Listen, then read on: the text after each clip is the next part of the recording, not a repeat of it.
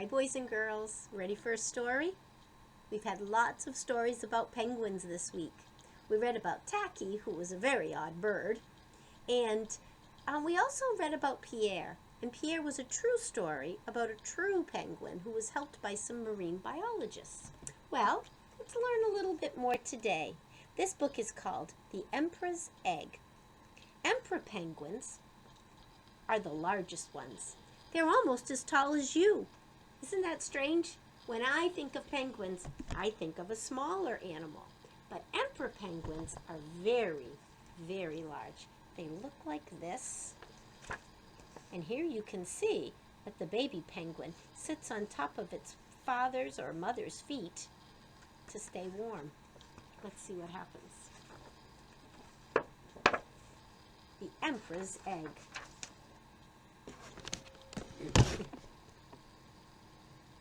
There are 17 kinds of penguin, but the emperor penguin is the only one that breeds in Antarctica in midwinter.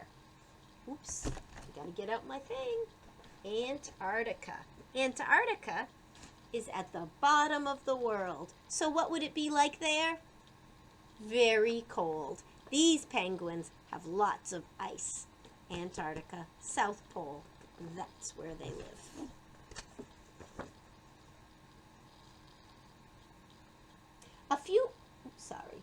Often more than 100 miles from the open sea in late autumn. A few weeks later, the female lays her single egg and returns to the sea. So they only lay one egg. And mama does not stay with the egg. Leaving the male to keep the egg warm until it hatches a couple of months later. So that's how they work their jobs in a family. The mama lays the egg, and then she goes off to find food. She has to go to work. The father keeps the egg warm until it hatches. At first, the male and the female take turns caring for the chick, but soon it is big enough to be left while both parents go fishing for its food in the sea. By the time it is 4 months old, the young penguin's coat of down has been replaced by adult feathers. Now it also sets off for the sea, where it has to start taking care of itself. So at the beginning, they take turns. Let's see what happens. That was giving us a little bit of information. The dedication page says it's for James, John, Steve, Tim, and Tony, and all the other dads. The Emperor's Egg by Martin Jenkins, illustrated by Jane Chapman. Down at the very bottom of the world, there's a huge island that's almost completely covered in snow and ice. It's called Antarctica, and it's the coldest, windiest place on Earth. The weather's bad enough there in summer, but in winter it's really terrible. It's hard to imagine anything actually living there. But wait, what's that shape over there? Can it be? Yes, it's a penguin. It's not just any old penguin either. It's a male emperor penguin, the biggest penguin in the world, and he's doing a very important job. He's taking care of his egg. He didn't lay it himself, of course. His mate did that a few weeks ago. But very soon afterwards, she turned around and waddled off to the sea. There's the egg.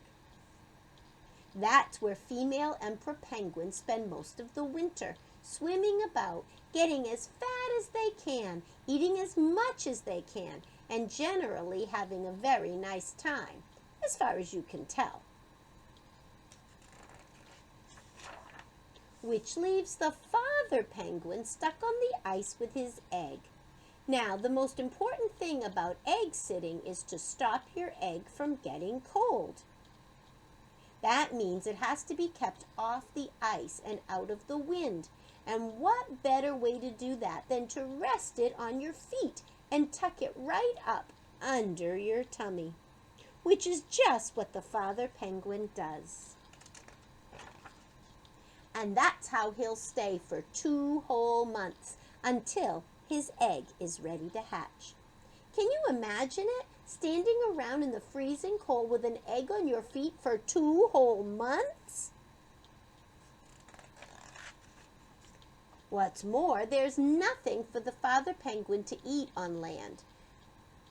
And because he's egg sitting, he can't go off to the sea to feed.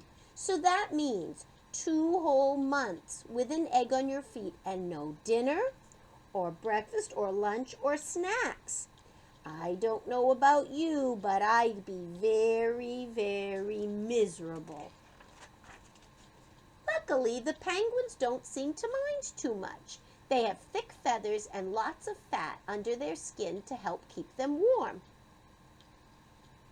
And when it gets really, really cold and windy, they all snuggle up together and shuffle over the ice in a great big huddle.